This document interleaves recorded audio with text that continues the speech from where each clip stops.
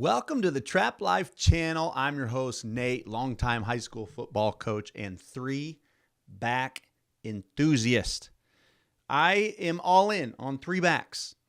More specifically, like just setting a priority and not hiding behind the fact that we play high school football. Our brand of football is not shown on TV. We do not have the same level of athletes. And so we're going to get under center and run the ball. That's what we're going to do, right? You're going to throw things eventually, yes, but our priority is to run the ball.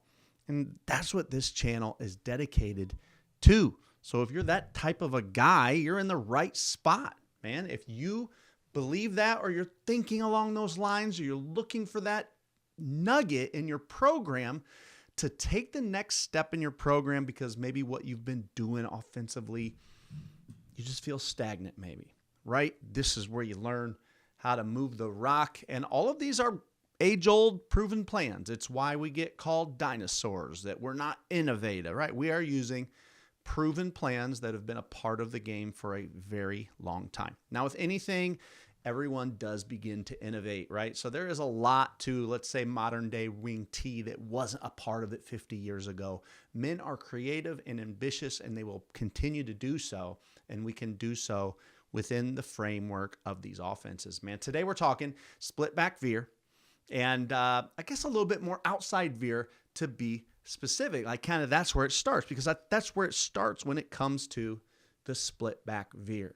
Now, what I like about split back veer, as opposed to if you're going to, number one, you get the pro of being an option team. Now, I believe that option-based football is the most lethal brand of football. However, the risk involved when running true option football, meaning your quarterback is reading and making decisions on the field, is that your risk does go up. Your risk of the ball going on the ground does go up. So you have to be okay with that philosophically, be okay with that level of risk. The other difficult thing about option football is it does take a good staff. I do think that if you're in a situation where you're a little bit more limited on your staff, the size of your staff, the experience of your staff, that you might consider staying away from true option football. But if you've got a good staff, man, option football is the most lethal way you can attack if you're a three-back guy. So the split back veer gives you the lethality. That's clear. That can't be a word, but it gives you the lethal part of option football. But the pro is that you don't have motions. And not having the motions is going to takes that timing piece out of it, because a lot can go wrong when you start adding motions. Now, motions aren't impossible, but again, it's just kind of, it's limiting. Here's what we do. Here's what we don't have to worry about spending practice time on. And you don't have to worry about spending practice time on motions when you're in the split back veer. The other huge pro that I see is that you have a tight end. Now, the benefit of having a tight end, as opposed to your flex bone where you have no tight end, you got two wings, or maybe you're playing with two tight ends, is that you get the benefit of the predictability of having a tight end, meaning the predictability of the defense you're seeing.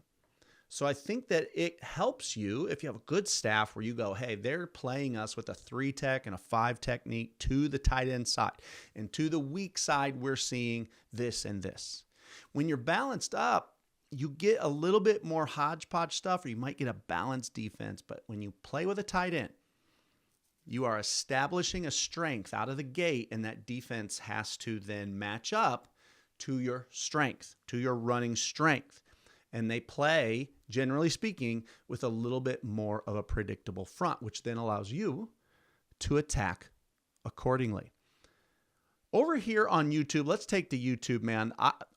When you look at YouTube, I pulled up this video that we had produced as a part of Chief Pigskin, Split Back Veer by Sean Reinhart, and I just pulled this up. His pros, why he likes split back veer. Sean Reinhart out of Michigan, Lakeview High School at the time. Number one, it hits extremely quickly, which we're going to talk about when we talk about outside veer. So when you hit extremely quickly, what I like to say is you can practice, you're so close to positive yardage, you can smell it. right? That's one of the benefits of being under center. We're going to hit, we're going to strike and threaten positive yardage now. Without hesitation, we are threatening positive yardage now. Next, he says it gives us a great chance to win because it's different. People aren't seeing it every week. This is we control the clock, which is a benefit of three-back offenses in general.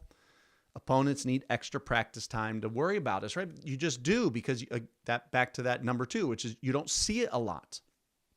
Very few teams run this version of option, right? Very few. You're just not going to see this often. You're probably going to be the only team on your opponent's schedule where they're preparing for the split back veer. Of course, it works well with any type of athlete, and there's no timing emotions, as he mentioned it there again. And as he says, it's easy to teach and easy to learn. So if I go here to huddle, man, here we got your basic pro formation split back veer. Your backs are somewhere around 5 yards. You know, I would dive deeper into this. Do I want their toes at 5? Do I want their heels at 5? Do I want their hand at 5? But they're going to be in 3-point stances so that they can get downhill now. And now the benefit of being in split back veer is that you get that benefit of the outside veer. Now, outside veer, as opposed to what you're normally going to see in your flex bone, is inside veer, which is really designed to be more of a B-gap play. Split back veer is a C-gap play. So now this offset back is closer to that C-gap, and he can threaten, I'll redraw that, he can threaten the C-gap now. Now, of course, this back here is going to become my pitch back, and my quarterback is taking the snap, and he is already running toward that C gap where he will make the decision on whether to give or keep it and continue on. But he is running, right? With the inside veer, the quarterback's going to open up, and he's kind of sitting, like sitting in a seat. He's sitting while he makes that read and then going. Whereas in the outside veer, he is reading while reaching and running. So that he's reaching and running. We're threatening to the outside faster. And that quarterback, you see, on the inside veer, the quarterback he rides it and then starts the engines again to get running. Whereas on the outside veer, he doesn't have to restart that momentum.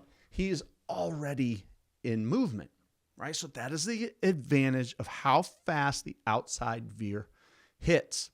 Now I'm going to click over here to Trap Life. This is Trap Life TV. And if you go to, this is what I've been producing this for like the last 4 years, man. This is the best collection of three-back content on the internet. It just is. It just is. I'm proud of it. And many of my buddies, they stay a part of it because they said, I cannot find any more content, better content than what you're producing here on Trap Life TV. So shameless plug there. Over on Trap Life TV, if you click search split back veer, right? We've got 2 more fully produced videos from Sean Reinhart. And we've got 2 virtual videos from coaches that I just produced this year within the last month. But this one here by Mark Grounds, western side of Illinois, and he is an old school option guy, veered into the spread option world for 10 years or so, and in the last 3 to 4 years has come back, gotten under center, their flex bone, but he dives deep. He said, from my split back veer days, I had to have outside veer. And as he says, it's so killer on the goal line because when you're on the goal line, what they have to take away, they start taking away A gaps, B gaps. But outside veer hits in the C gap. And that's what makes it so deadly, especially down on the goal line. Now, as you begin to study more, you'll figure out different options, things you can be doing with this tight end, whether he arcs or whether he gets down to linebacker, which is likely what he will usually do. But we're going to read and attack that C gap. Okay, moving on.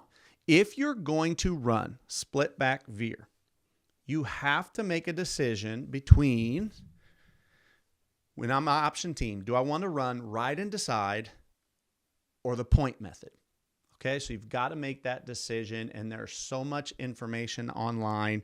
And as you begin to talk to other coaches about what you want to do, but about which of these two option methods do I want, right? So ride and decide is my eyes as a QB, I take the snap and my eyes go to the read. So my eyes are going to the read. Now, what do I want my hands doing while I read? The ride and decide, I take this ball and I reach it back to that back as far as I can, and I put it in his belly. And as he runs by me, I'm trying to focus very intently here on you, right? You're my read. As he goes by me, I ride it and I decide while I'm riding. Okay? That's why it's called ride and decide. I've got this much time to decide if I'm keeping this or giving this. Okay? Now, the point method is I take the ball and I point it at my read. So I'm going to point this ball right at you, and I'm going to let the back come by. And I've got this long. If he gets there and that ball's still there, he takes it. And if he gets there and is not there, I've pulled, then I'm keeping, obviously, right? So it's the point method. I take the ball and I point it at my guy, and we make that decision. So a quick search online, when you get to the spread option, guys, or inside, whether you're just reading it out of inside zone, man, if you're going to be a gun guy and play true zone read, take the snap, point it at the read, let your guy come by. If you like what you see, boom, pull. Take that as the QB. So you've got to make that decision. Now, here's a quick video here on YouTube from Mike Kuchar, who I think Mike runs, what's Mike run? Mike runs like, does he run that X&O Labs? I want to say. Well, this is from Springfield College, Massachusetts. And these guys, this is a quick look at ride and decide. Okay, ride it, decide. Now, they are so fast at this. Their fullbacks are hitting so fast, they barely even have a chance to get their hands back. And I could not find a good short little video on this with the point method. But if you begin to research splitback Veer, the team you need to watch are these guys, De La Salle, right? You've heard the movie The Game Stands Tall, Bob Lasseter, like the win streak. It's these guys, De La Salle in the splitback Veer, and you want to watch these guys. But watch these guys here, and this is your example of the point method. He points it at the guy and he has that long to decide whether to keep or pull. And you'll see these are some incredible splitback Veer clips from De La Salle. Nobody better than these guys. Boom. Now that was to the weak side. That was to the open side. No tight end, right? So that might have been inside Veer. Boom, there's outside Veer. Look at that again.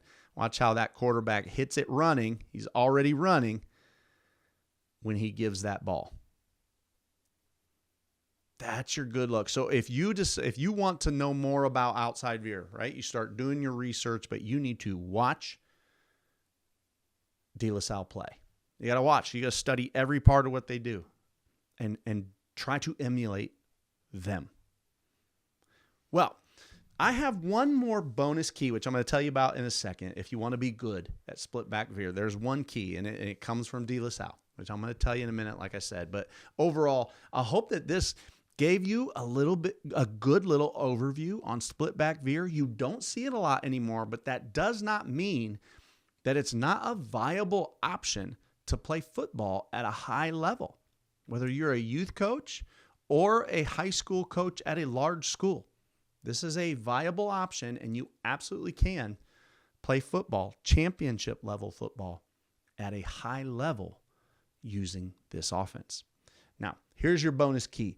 The key to Bob Lasseter's success, of course, his offense was good, his defense was good, but what he's best known for from the coaches that were nearest him or the coaches that competed with him was how well they got off the ball.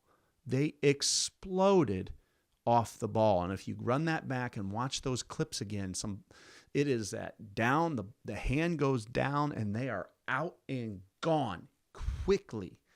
And they got off the ball at an extraordinary pace. Note that word, extraordinary, extraordinary. It was not ordinary. So in order to do any part of your program at a level above ordinary, then you have to spend an unordinary amount of time on it. It means they're spending an unordinary amount of time on teaching, getting off the ball, staying low, exploding off the ball, and really just this explosion of energy on go. That has to be taught. And they do it at a special level. Do not leave that part out of your offense if you're deciding to be an option team. All right. Thanks for joining us. And hey, links below if you want to learn from me, if you want to check out Trap Life TV, if you want the links to some of these videos that I reference, all of that is below. Be sure to subscribe.